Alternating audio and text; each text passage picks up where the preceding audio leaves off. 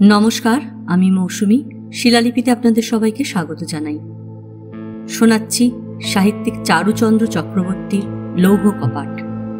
গল্প পাঠ ভালো লাগলে শেষে একটা লাইক দিয়ে যেতে ভুলবেন না। এখনও যারা আমার চ্যানেলটা সাবস্ক্রাইব করেননি তাদের সকলের কাছে আমার অনুরোধ, প্লিজ আমার চ্যানেলটা সাবস্ক্রাইব করে নেবেন। পাশে যে বেল নোটিফিকেশনটা আছে সেটা অবশ্যই প্রেস করে দেবেন। আজ উপন্যাসের দ্বিতীয় পর্ব।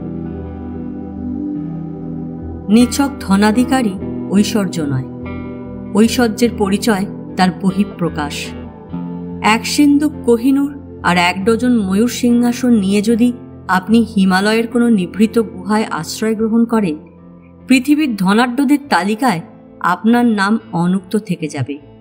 কিন্তু রাতারাতি কালোবাজারের কৃপালাভ করে লেক টেরেসে বাড়ি তুলুন 4 তলা, আর সেই সঙ্গে কিনুন 2খানা বুইক আর একটা রেসের ঘোড়া।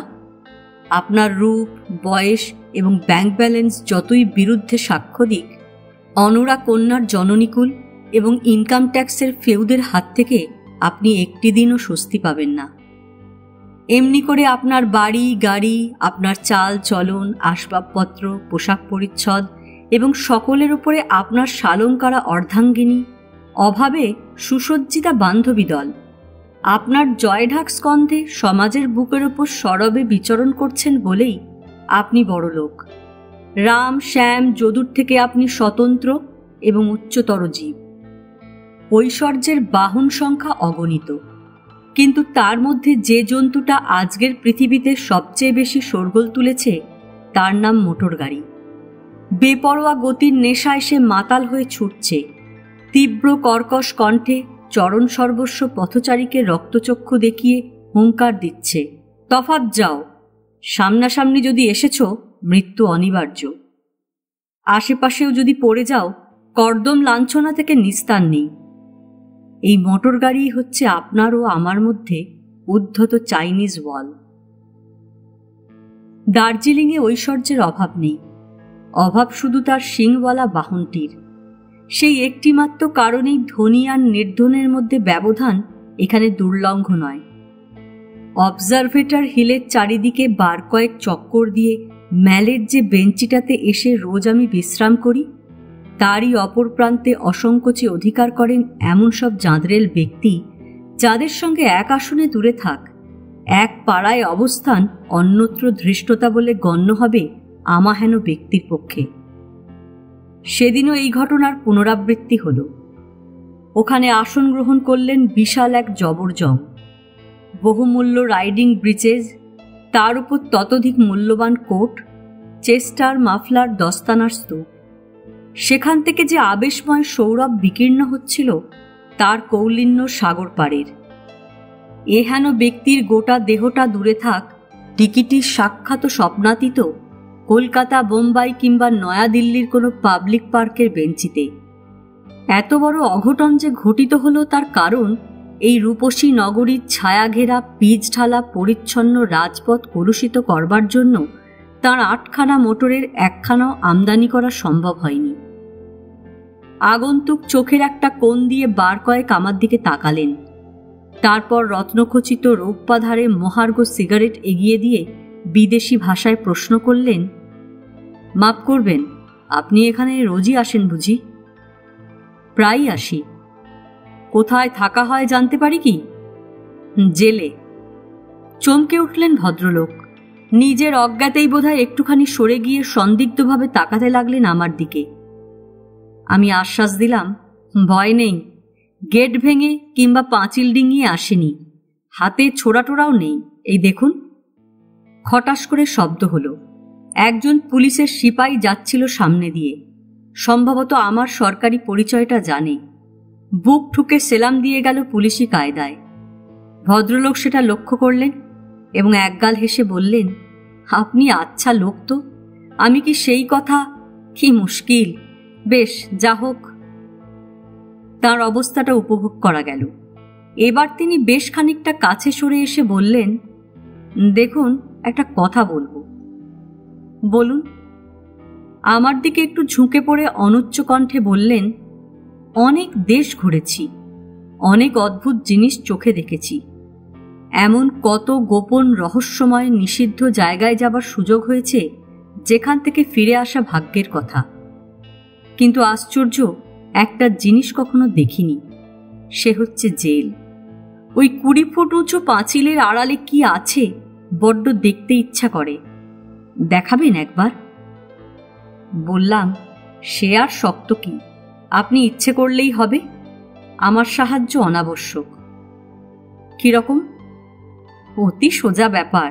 এই যে বেঞ্চিটায় আপনি বসে আছেন, এরই উপরে উঠে দাঁড়িয়ে 2-4টে হুঙ্কার দিন, ইংরেজ নিপাত যাও, ডাউন উইথ ইম্পিরিয়ালিজম।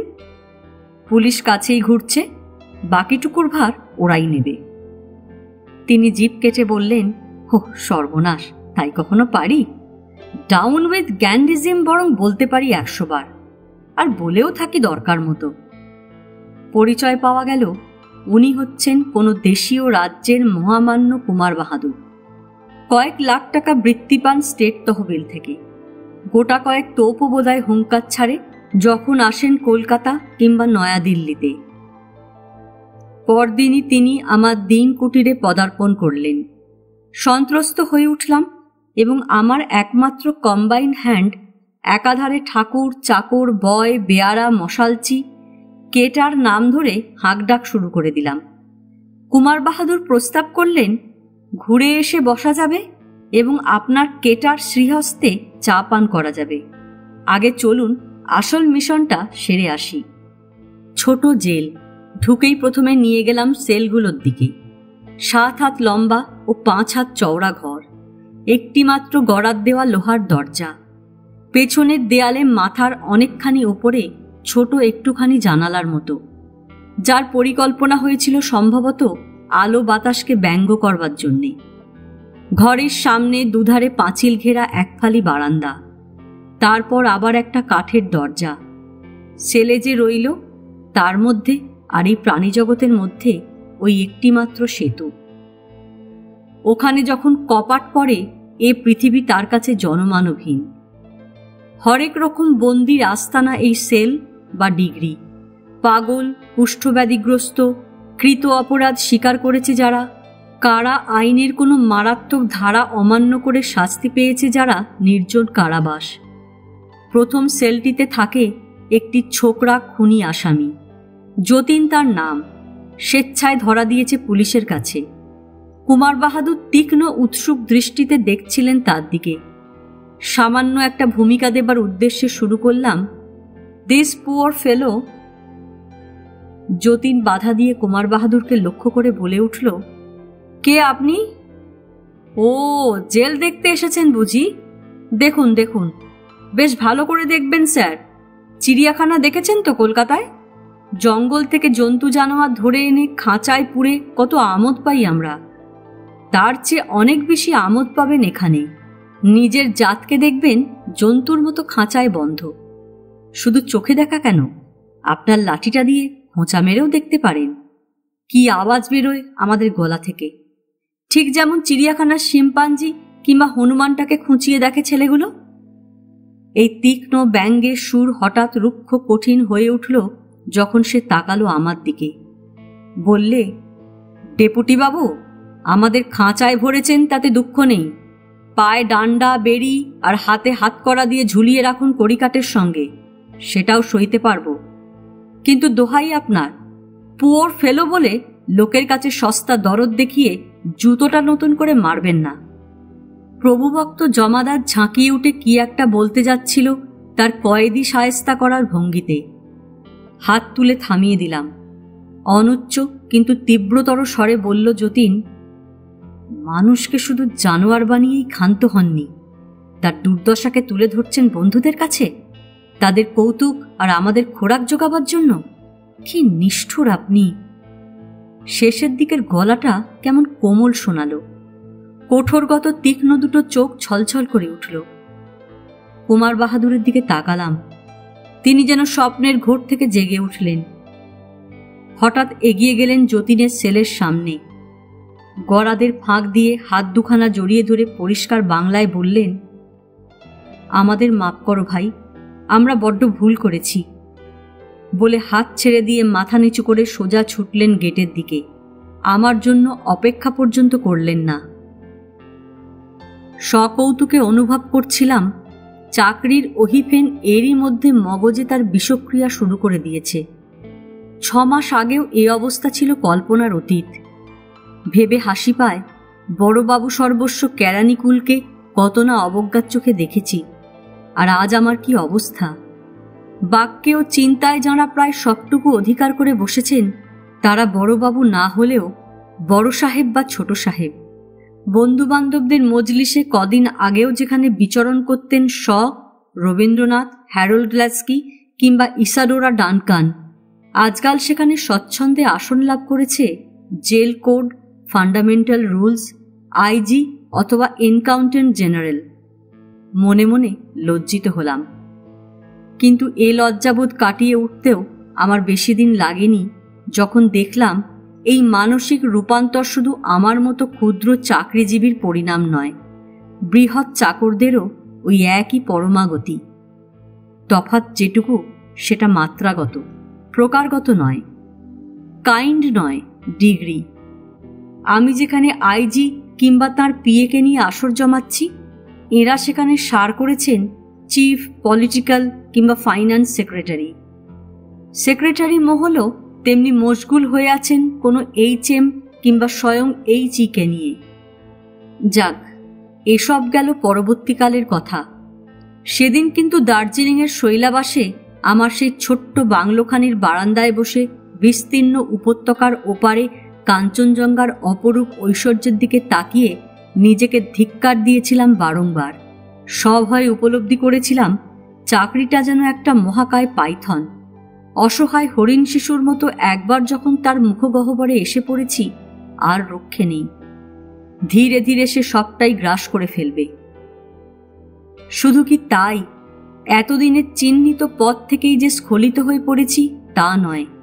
একটিমাত্র চঞ্চল ঝর্ণা আমার এই পাহাড়ি জীবনের ঊষর দিনগুলো মধুসঞ্চিত করে রেখেছিল, তাকেও হারিয়ে ফেলেছি। বিস্মিত হলাম এই ভেবে যে আজ কদিন ধরে কাঞ্চি যে আসেনি সে কথা তো কই একবারও মনে হয়নি। অথচ কটা দিন আগেও সমস্ত দেহ মন উৎকর্ণ হয়ে থাকত তার ওই মোহিনী হাসির স্পর্শটুকুর লোভে। কয়েকখানা বই সঙ্গে এনেছিলাম, তারই একটা টেনে নিয়ে বসলাম গিয়ে ভিতরের বারান্দায়। ডিসেম্বরের মধ্যাহ্ন, আকাশে রৌদ্র ঝলমল করছে, প্রাণপণে চেষ্টা করছে শীতের তীব্রতাকে সহনীয় করবার, কিন্তু মনে হচ্ছে সবটাই তার ব্যর্থ প্রয়াস, যেমন ব্যর্থ হচ্ছে আমার এই বইয়ের পাতায় মনোনিবেশের চেষ্টা। বাইরের দরজায় কড়া নড়ে উঠল। হাঁক দিলাম, কে? কোনো জবাব নেই। কড়াটা শুধু আরো জোরে সাড়া দিল দ্বিতীয়বার। পাশের ঘরে কেটার নাসিকাধ্বনি যে পর্দায় গিয়ে পৌঁছেছে, রীতিমতো বলপ্রয়োগ ছাড়া তার নিদ্রাভঙ্গের কোনো রকম ভরসা নেই। অতএব নিতান্ত অনিচ্ছায় উঠতে হলো। এ কি তুমি? কাঞ্চিকে যেন নতুন রূপে দেখলাম। কালো ভেলভেটের ঘাগড়ার উপর গাঢ় চকোলেট রঙের সার্জের ঊর্ধ্বাবরণ, যাকে ওরা বলে চোলা। লম্বা বেনি ঝুলছে পিঠের উপর। রক্তিম গণ্ডে ওষ্ঠে চঞ্চল চোখ দুটিতে কৌতুকোজ্জ্বল চাপা হাসি। একটা কিছু উপলক্ষ পেলেই উপচে ঝরে পড়বে।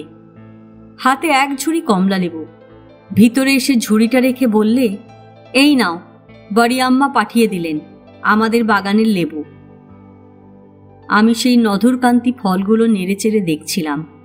কাঞ্চি মাথা ধুলিয়ে বলল, হুম, যা খুঁজছ তা পাবে না। আমি নিজে হাতে গাছ থেকে পেরে এনেছি। কটা কাঁটা ফুটেছে জানো? 3টা। বড়ি আম্মা বকছিল, ডাল ভাঙছিস কেন? বললাম, কি করব, তোমার বাবুজির যে আবার বোঁটা আর পাতা না থাকলে নেবু পছন্দ হয় না। কথাটা সত্যি। এ আমার এক অদ্ভুত ছেলেমানুষি খেয়াল। কমলার সঙ্গে যে বোঁটা আর পাতা লেগে থাকে, দার্জিলিংয়ে এসেই তো প্রথম দেখলাম। বললাম, কে বলল তোমাকে বোঁটা ছাড়া নেবু পছন্দ হয় না? আমি জানি। কি করে জানলে? লম্বা বেনিটা একটা দোলা দিয়ে বলল, বলবো না। কপট গাম্ভীর্যের সঙ্গে বললাম, বেশ, চাই না তোমার নেবুর ঝুড়ি, ফিরিয়ে নিয়ে যাও। ফিরিয়ে নেব বই কি? বাড়ি আম্মার চেলা কাঠ কি জিনিস জানো না তো? এই দেখো। বলে বাঁ হাতের উপর থেকে জামাটা সরিয়ে দেখালো একটা লম্বা কালশিরে দাগ। বললাম, বেশ হয়েছে, সারাদিন দুষ্টুমি করবে তার শাস্তি নেই? তাহলে তো তুমিও বাদ যাও না। কেন, আমি আবার কি করলাম? নেবু ফিরিয়ে নিয়ে যাও বললে কেন? এর আর উত্তর নেই। মুহূর্তকাল অপেক্ষা করে ফেটে গড়িয়ে পড়ল তার হাসি। পাষাণের উপর আছড়ে ভেঙে পড়ল একরাশ বেলোয়ারি কাঁচের বাসন। আমি যেন সম্বিত হারিয়ে ফেললাম। আমার এই অদ্ভুত ভাবান্তর ও বোধহয় বুঝতে পারল না। হঠাৎ হাসি থামিয়ে আস্তে আস্তে কাছে সরে এসে ভয়ে ভয়ে বলল, তুমি রাগ করলে বাবুজি? তৎক্ষণাৎ উত্তর না দিয়ে অপরাধীর মতো কুণ্ঠিত মৃদু কণ্ঠে বলল, সত্যি এ রোগ আমার কিছুতে গেল না, কত যে বকুনি খাই। ততক্ষণে নিজেকে সামলে নিয়েছি। বললাম, সে জ্ঞান যদি থাকে তবে হাসো কেন পাগলের মতো? বারে, আমি কি ইচ্ছে করে হাসি? হাসি পেলে আমি কি করব? আচ্ছা, এবার যখন হাসি পাবে সোজা ছুটে যেও বাড়ি আম্মার কাছে। এক ঘা চেলাকাঠ পিঠে পড়লেই হাসি পালিয়ে যাবে বাপ বাপ করে। ইস, তাই বুঝি? তাতে আরো বেশি করে হাসি পায়। সে জানি, উনি তো আদর দিয়ে মাথাটা খেয়েছেন। দাঁড়াও, আজই বলে আসছি গিয়ে। যাও না, বুড়ি কি বলবে আমার জানা আছে। কি বলবেন?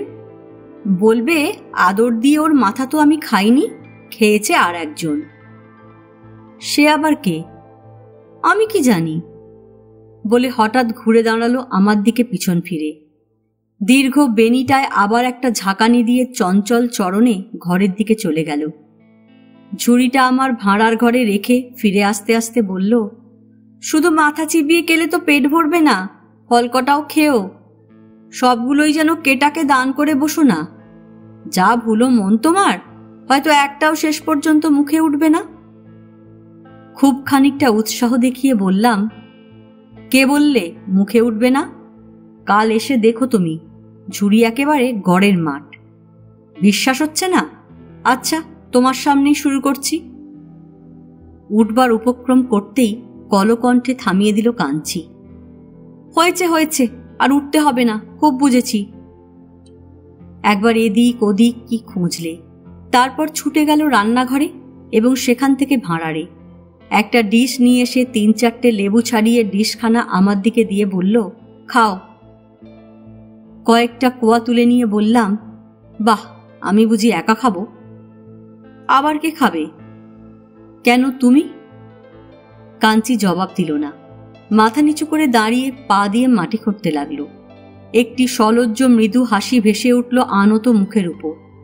কয়েকটা কোয়া ওর হাতের মধ্যে গুঁজে দিয়ে বললাম, দেখি কার আগে ফুরোয়। কাঞ্চি কিন্তু ফলগুলো মুখে তুলল না, তেমনি দাঁড়িয়ে রইল। কি হলো বলে ওর দিকে যখন চোখ তুললাম, দেখলাম দুটি স্নিগ্ধ সলজ্জ চক্ষু আমার অলক্ষ্যে এক দৃষ্টে আমার মুখের পানে চেয়ে আছে। চোখাচোখি হতেই সহসা এক ঝলক রক্ত এসে পড়ল তার মুখের উপর। সঙ্গে সঙ্গে ত্রস্তা হরিণীর মতো ছুটে বেরিয়ে গেল। পাশের বাড়ি থেকে বাড়ি আম্মার কাংস কণ্ঠ ভেসে আসছে, তর্জন গর্জনে কলহের সুর, কিন্তু প্রতিপক্ষের কোনো সাড়া নেই, থাকবার কথাও নয়। বাড়ি আম্মার গভর্নমেন্টে অপোজিশন পার্টির বালাই নেই, একেবারে পুরোপুরি ডিকটেটরশিপ।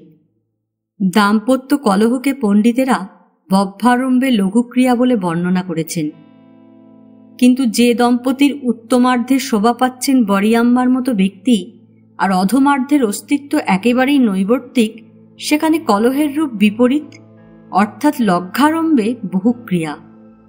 এমন একাধিক দৃশ্যের দর্শক আমি নিজেই, যার সূচনায় ছিল একখানা দাড়ি কামাবার ব্লেড কিংবা শার্টের বোতাম, কিন্তু উপসংহারে দেখা দিয়েছে ব্যান্ডেজ এবং টিনচার আয়োডিন। সামান্য পিন প্রিক্সের বিনিময়ে খুন্তি কিংবা ডালের কাঁটা ডাক্তার থাপার দাম্পত্য জীবনে বিরল প্রাপ্য নয়। এই বৃদ্ধ নিরীহ ডাক্তারটির উপর আমার কেমন একটা সহজাত সহানুভূতি গড়ে উঠেছে। কিন্তু আজ প্রথম মনে হলো, আহা বেচারা বলে যতটা করুণা তাকে দেখিয়েছি, ঠিক ততখানি বোধহয় ওর প্রাপ্য নয়। তুচ্ছ হোক বড় হোক, কোনো একটি নারী হৃদয়ের অন্তঃস্থলে আমি বিচরণ করি।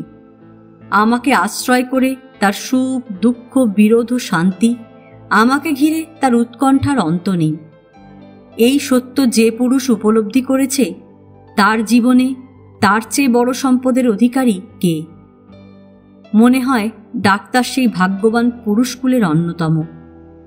তাই একজনের কাংসকণ্ঠের বিষ তাকে স্পর্শ করে না, কেননা সে জানে অন্তরালে আছে সুধার ভাণ্ডার। তাই সমস্ত বিরোধ বিক্ষোভের মধ্যেও সে নিরুদ্বিগ্ন ও নির্বিকার। ব্যান্ডেজের বেদনা বহন করেও ভেসে থাকে একটি কৌতুক হাসি তার অদৃশ্য পায় চোখ দুটির অন্তরালে। ডাক্তারের এই নতুন রূপ আজই আমার কাছে বিশেষভাবে প্রতিভাত হলো কেন? তবে কি ওই অমৃতময় অনুভূতি আজ আমার অন্তরেও তার সোনার কাঠি বুলিয়ে গেল? আমিও কি আসামি আয়া হুজুর? চমকে উঠলাম। অদূরে দাঁড়িয়ে নিখুঁত সামরিক বেশধারী গুর্খা ওয়ার্ডার সশব্দ সেলামটুকে আমন্ত্রণ জানিয়ে গেল, আসামি আয়া হুজুর। অভ্যর্থনার প্রয়োজন, এবং সেটা আমাকে গিয়েই করতে হবে এখনই। কারা এই আসামি? আইন এবং আদালতকে বৃদ্ধাঙ্গুষ্ঠ দেখিয়ে অপরের ধন প্রাণ নিয়ে গেন্ডুয়া খেলে যে ভাগ্যবানের দল, তারা নয়। সমাজের বুকের ওপর বসে মিষ্টি হাসির প্রলেপ দিয়ে সানায় যারা বিষাক্ত ছুরিকা, তারাও নয়। তাদের দেখা কচ্চিৎ পাবেন জেলের দরজায়। এখানে দলে দলে আসে তারাই আইনের খপ্পর থেকে টেনে তুলবার যাদের কেউ নেই। ভুটিয়া বস্তির মন বাহাদুর তার দৈনিক পারিবারিক খাদ্য পচাই মদ তৈরি করেছে নিজের ঘরে বসে, জানে না তার অপরাধ কোথায়। সিধের চোর বংশী 3খানা থালা চুরি করেছে সর্দার বাহাদুর লেডেন লর বাংলো থেকে, বিক্রি করে কিনেছে 5 চাল আর 1 টিন সিগারেট। জেলঘুঘু ভক্তা পকেট কর্তন ব্যবসায় সুবিধে হচ্ছে না দেখে স্বেচ্ছায় ধরা দিয়েছে পুলিশের কাছে, জেলে গিয়ে একটু গায়ে জোর করে নেবার উদ্দেশ্যে। এরাই আমার আসামি। কোমরে দড়ি আর হাতে হাত করা পরে সার বেঁধে আসে যায়। এদেরই নাম ধাম বিবরণ পিঠের তিল আর নাকের কাটা দাগ লিখে রাখি আমি 14 কলমওয়ালা চিত্রগুপ্তের খাতায়। তারপর খালাসের দিন যখন আসে, বাপের নাম আর হাঁটুর চিহ্ন মিলিয়ে ছেড়ে দিই জেল গেটের বাইরে। এই হতভাগ্যদের উপলক্ষ করে রাষ্ট্রের কি বিপুল আয়োজন! এদের জন্য গলদঘর্ম হচ্ছে সুবিশাল পুলিশ বাহিনী, উদয়াস্ত কলম চালাচ্ছেন টাই বাঁধা হাকিম, আর তার বিস্তীর্ণ এজলাসে গলা ফাটাচ্ছেন কালো কোট পরা উকিল, আর ময়লা চাপকানধারী মোক্তারের দল, এবং ডান্ডা হস্তে ধাবিত হচ্ছেন অতি ব্যস্ত জেলার সাহেব মৌলভী মোবারক আলী, আর আমরা তার অনুচর বৃন্দ। তবু এরাই আমার লক্ষ্মী। এরা আসে বলেই আমার ঘরে আসে অন্ন, এরা ছিল বলেই আমি আছি। নইলে আজ কোথায় থাকতাম আমি, আর কোথায় থাকতো আমার রাজকন্যা আর অর্ধেক রাজত্ব? অফিস বলতে সচরাচর বুঝি এমন একটা অন্ধকার বন্দিশালা, যার গহ্বরে কলম চলে 10টা থেকে 5টা। সে কলম যারা চালায়, বড্ড আকাঙ্ক্ষিত দিবানিদ্রার সুযোগ তাদের বিরল। অর্থাৎ সপ্তাহান্তে একটি দিন, রবিবারের মধুর মধ্যাহ্ন। জ্যোতিষশাস্ত্রে আমার অধিকার নেই। আমার রাশিচক্রের কোন তুঙ্গে কোন গ্রহ বা উপগ্রহ অবস্থান করছেন সে সম্বন্ধেও আমি নিতান্ত অজ্ঞ। তবে সন্দেহ হয়, আমার মর্মস্থানে যিনি অধিষ্ঠিত তার নাম চন্দ্রদেব। তাঁরই দৃষ্টি প্রসাদে এমন এক স্বর্গে এসে কলম ধরেছি যেখানে দিবানিদ্রার দৈনন্দিন অবসর। শুধু এই কারণেই চাকরি জগতে আমরা সার্বকালিক ঈর্ষার পাত্র। কিন্তু হায়, গোলাপও নিষ্কণ্টক নয়। তাই অন্য 10 জন চাকরে বাবু যখন সূর্য ঠাকুরকে অগ্রাহ্য করে ধীরে সুস্থে শয্যাত্যাগ করেন এবং ধূমায়মান চায়ের পেয়ালায় মিলিয়ে দেন নিদ্রাজড়িত প্রথম চুম্বন, কিংবা বাজারের থলি হস্তে দেখে শুনে কলাটা বুলোটা মাছের মুড়োটা সংগ্রহ করে গৃহিণীর মুখে ফুটিয়ে তোলেন খুশির ঝলক, আমরা তখন ধরা চূড়া এঁটে কলম চালাই, লম্বা লম্বা হাই তুলি আর সশব্দে চালনা করি কয়েদি দলন শাসনতন্ত্র। তারপর 12টা-1টায় আসে মধ্যাহ্ন বিরাম। অতঃপর আহারান্তে নিদ্রাসু। নিদ্রান্তে একটা বৈকালিক দিরাগমন আছে বটে, কিন্তু তার মধ্যে নেই আফিস দুরস্ত তৎপরতা। সেখানে জেলখানার সঙ্গে বৈঠকখানার গলাগলি, রিটার্ন রেজিস্টারের কুইনাইন পিলের উপর তাম্বুল সিগারেট ঘোষ গল্পের সুগার কোটিং। বৈকালিক আফিস শুধু আফিস নয়, জেলবাবুদের সান্ধ্য ক্লাব। মার্চ মাস যায় যায়, মহাশীত অফিসিয়ালি অবসর গ্রহণ করেছেন, কিন্তু সশরীরে বিদায় গ্রহণ করেননি। সরকারি কাগজপত্র থেকে অপসারণ করে ভর করেছেন নিরীহ গৃহস্থের স্কন্ধে। সঙ্গে রয়েছেন প্রচণ্ড পবন। এদের সমবেত আক্রমণ রোধ করতে না পেরে সূর্যদেব আশ্রয় নিয়েছেন মেঘের আড়ালে। ঘরে ঘরে ত্রাহি ত্রাহি ডাক পড়ে গেছে। মধ্যাহ্নভোজন কোনো রকমের সমাধা করে ডবল লেপের ওপর ভুটিয়া কম্বল চাপিয়ে নিদ্রাদেবীর কোমল ক্রোড়ে সবে আশ্রয় নেবার আয়োজন করছি। দুয়ারে ভগ্নদূতের আবির্ভাব। টেলিফুক আয়া হুজুর। পড়ে রইল কোমল শয্যার উষ্ণ আলিঙ্গন। টেলিফুকের এক ফুৎকারে উড়ে গেল আসন্ন নিদ্রার মধুর আমেজ। হ্যালো। মোটা ভারী এবং শ্বেত কণ্ঠের উত্তর এলো, ডেপুটি কমিশনার কথা বলছি। Good morning sir, I mean look here, তোমার সেলে একটা জায়গা আছে তো? যদি না থাকে একটা সেল খালি করে ফেলো আর স্পেশাল গার্ড রেডি রাখো। এখনই করছি স্যার। আধ ঘন্টার মধ্যেই একজন আসামি যাবে। লোকটা পাগল, ডেঞ্জারাস লুনাটিক। বেশি গোলমাল করলে ফেটার্স লাগাতে পারো। আলাদা রাখবে। See that he does not communicate with anybody.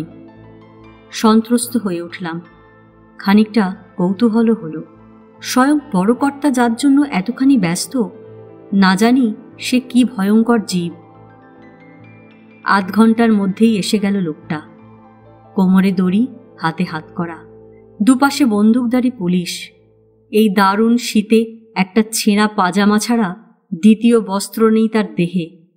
অনাবৃত পিঠে, বাহুতে এবং ঘাড়ে প্রায় সমস্ত শরীরে ফুটে উঠেছে মোটা মোটা আঘাতের দাগ। কোনো কোনোটা কেটে গিয়ে রক্ত জমে রয়েছে। কপালের নিচের দিকটা ফুলে উঠে একটা চোখ একেবারে ঢেকে গেছে।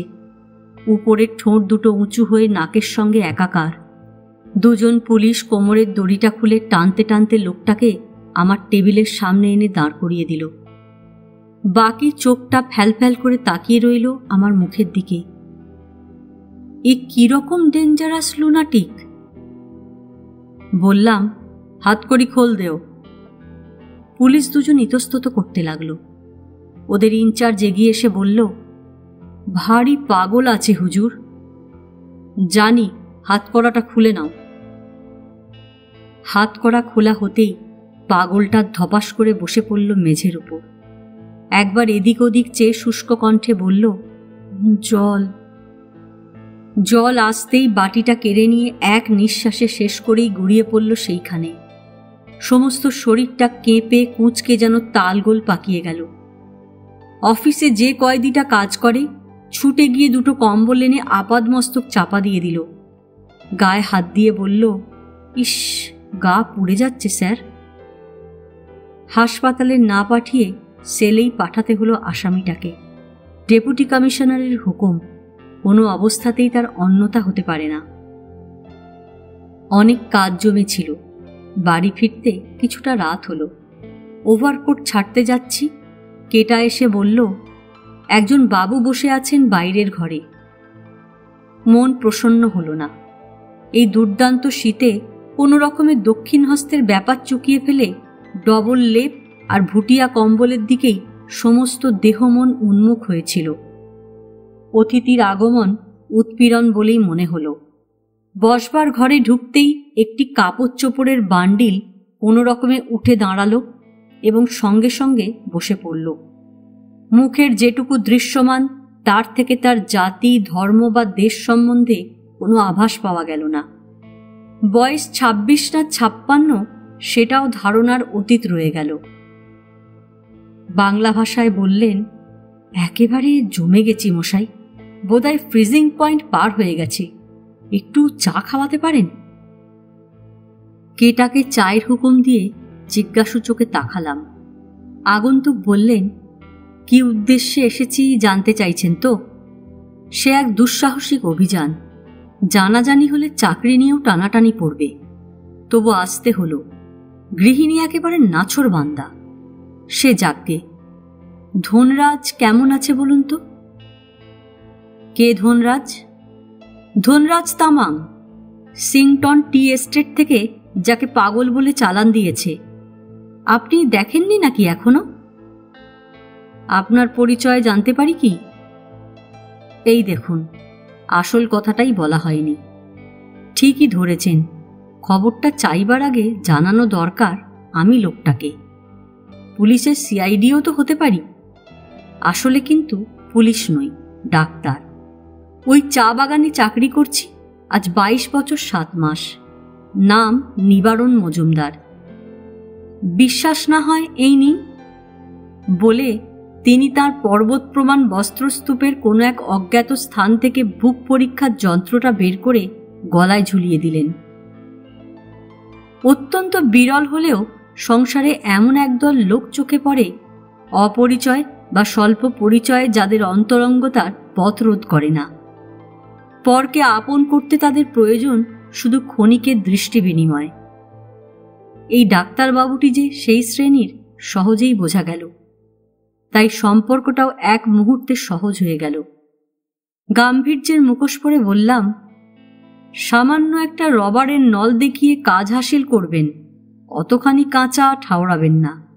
জানেন তো জেলের লোক আমরা। ভদ্রলোক হো হো করে হেসে উঠলেন। জানি বই কি, জানি বলেই তো এত রাত্রে চড়াও হয়েছি। খোঁজ খবর না নিয়েই কি আর জেলের গণ্ডির মধ্যে পা বাড়িয়েছি মনে করেন? আর কিছু না থাক, প্রাণের ভয়টা তো আছে। হঠাৎ গলাটা নামিয়ে আর একটু কাছে সরে এসে বললেন, তারপর খবর কি বলো তো ভাই? আছে না হয়ে গেছে? বললাম, যা দেখলাম আজ না হলেও কাল নাগাদ হয়ে যাবে বোধহয়। ডাক্তার চুপ করে গেলেন। তার মর্কট মার্কা টুপি আর ভালুক মার্কা গলাবন্ধের আড়ালে মুখের চেহারাটা চোখে পড়ল না, কিন্তু একটা গভীর নিঃশ্বাস কানে এলো। কেটা চা দিয়ে গিয়েছিল, পেয়ালাটা টেনে নিয়ে তাতেই মন দিলেন। অনেকক্ষণ নিঃশব্দে কেটে গেল। চায়ের পাত্র একসময় নিঃশেষ হয়ে গেল। হঠাৎ তাঁর স্বর শুনে চমকে উঠলাম। এ যেন আর কেউ, যেন বহুদূরের কোনো এক দুর্নিরীক্ষ বস্তুর দিকে চেয়ে আস্তে আস্তে বললেন, এমনি আর একদিনের কথা মনে পড়ছে। ধনরাজ তো কোনো সর্দার হয়নি, সামান্য কুলি। এই নটন সাহেব ছিল ছোট ম্যানেজার, মজলিসি ছোকরা, ভালো বেহালা বাজাতে পারত। একটা মস্ত বড় পিয়ানো ছিল ওর ড্রয়িং রুমে, ঢুকে ঠিক ডান দিকে। গান বাজনা উপলক্ষ করে সাহেব শুভর হইচই প্রায় লেগে থাকত ওর বাংলোয়। সেদিনকার আয়োজনটা ছিল একটু বড় রকমের। আশেপাশের বাগান থেকে একদল সাহেব মেম তো ছিলই, তাছাড়া দার্জিলিং থেকে ডেপুটি কমিশনার এবং পুলিশ সাহেবও উপস্থিত ছিলেন। পান ভোজনের দেদার বন্দোবস্ত। গোটা কয়েক বাছা বাছা পাহাড়ি মেয়েও মোতায়েন ছিল সাহেব লোকদের ফুর্তি জমাবার জন্য। রাত তখন 10টা, নরক গুলজার। এমন সময় দেখা গেল সর্বনাশ, মদ ফুরিয়ে গেছে। বিশ্বাসী, পরিশ্রমী এবং বেজায় চটপটে বলে সুনাম ছিল ধনরাজের। বেচারা ঘুমিয়ে পড়েছিল। টেনে তুলে নিয়ে এলো এক খানসামা। যেতে 15, আসতে 15, 30 মাইল পথ ঘোড়া ছুটিয়ে সদর থেকে মদ আনতে হবে। সময় দেওয়া হলো 2 ঘন্টা। ধনরাজ ছুটল। অন্ধকার রাত, পথ জঙ্গলে ঘেরা, ক্রমাগত চড়াই আর উতরাই। ফিরে যখন এলো রাত 1:35। সমস্ত শরীরে ঘামের জোয়ার খেলে যাচ্ছে, ঘোড়ার মুখ থেকে গড়িয়ে পড়ছে ফেনা। ম্যানেজার বেরিয়ে এলো টলতে টলতে, চোখে লাল পানির ছোপ, জড়িত কণ্ঠে গর্জে উঠল, দেরি কাহে হুয়া উল্লুক। ধনরাজের কথা বলার মতো অবস্থা নয়, তবু অতি কষ্টে জানালো, রাস্তায় বাঘ বেরিয়েছিল, খানিকটা ঘুরে আসতে হয়েছে। সাহেব হুঙ্কার দিলেন, চাপরাশি। চাপরাশি ছুটে এলো, হুজুর মেরা চাবুক। চাবুক এলো এবং টুকরো টুকরো হয়ে গেল ধনরাজের পিঠে। একজন কুলি ধরাধরি করে ওর অজ্ঞান দেহটাকে আমার হাসপাতালে যখন নিয়ে এলো, তখন ওর মুখ দিয়ে রক্ত উঠছে। ডাক্তার থামলেন, বোধহয় দৃশ্যটা তার চোখের উপর ভেসে উঠেছিল।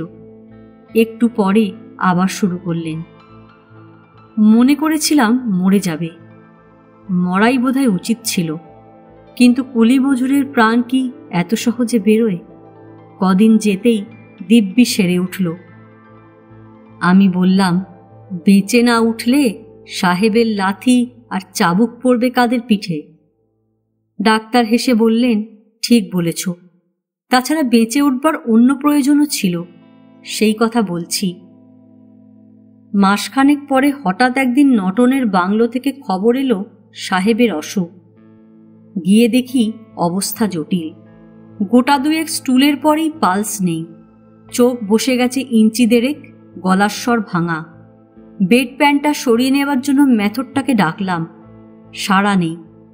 তারপর একে একে বয়, বেয়ারা, চাপরাশি, মশালচি, বাবুরচি সবগুলোর নাম ধরে ডাকাডাকি করলাম, কোনোটাকেই পাওয়া গেল না। বাইরে এসে দেখি বাড়ি একেবারে ফাঁকা, দাঁড়িয়ে আছে শুধু একটা লোক, ধনরাজ তামাং। কিরে, তুই এখানে কি করছিস? ধনরাজের মুখ শুকনো। সাহেবের নাকি বড্ড অসুখ ডাক্তারবাবু? হ্যাঁ, বড্ড খারাপ অসুখ, কলেরা, তুই চলে যা। ও চলে গেল, তবে নিজের বাড়ি নয়, সাহেবের শোবার ঘরে। নিজে হাতে সাফ করল কলেরার ময়লা, আর সেবা যা করল, সাহেবের বিবি কিংবা মাও বোধহয় পারত না তার সিকিভাগ। নটন বেঁচে উঠল।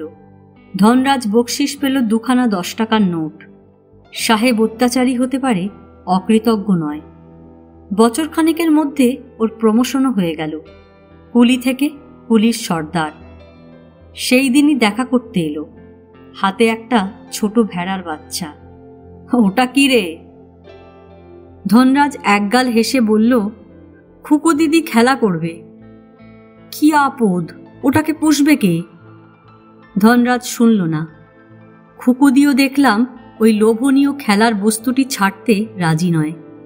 মেয়েটাকে কোলে পিঠে করে ওই একরকম মানুষ করেছিল। বললাম, সর্দার হলি, এবার একটা বিয়ে টিয়ে কর। ধনরাজ লজ্জিত হেসে বলল, মেয়ে কোথায়? কেন, এত মেয়ে রয়েছে বস্তিতে? বলে 2-4টে সুশ্রী মেয়ের উল্লেখ করলাম। ওর চোখ ঘৃণায় কুঞ্চিত হয়ে উঠল। বলল, ওদের নাম মুখে এনো না বাবু, ওগুলোকে ছুঁলে নাইতে হয়। কোথায় ওরা রাত কাটায় সে তো আমি নিজে চোখে দেখেছি। বলে ম্যানেজারের বাড়িটার দিকে ইঙ্গিত করল। কথাটা যে সত্যি সে আমিও জানি, সকলেই জানে, কিন্তু বস্তি জীবনের অন্যান্য অসংখ্য উপসর্গের মতো এটাও ওরা সবাই মেনে নিয়েছে। এই তুচ্ছ কারণে বস্তির কোনো মেয়েরই বিয়ে আটকে থাকে না। এমনি ধারা ঘৃণার ছাপও দেখা যায় না কোনো কুলি যুবকের চোখে মুখে। আজ এ পর্যন্তই। উপন্যাসের 3য় ভাগ নিয়ে অন্যদিন আসব। গল্প পাঠ ভালো লাগলে লাইক, শেয়ার, কমেন্টস করতে ভুলবেন না। আজকের মতো নমস্কার।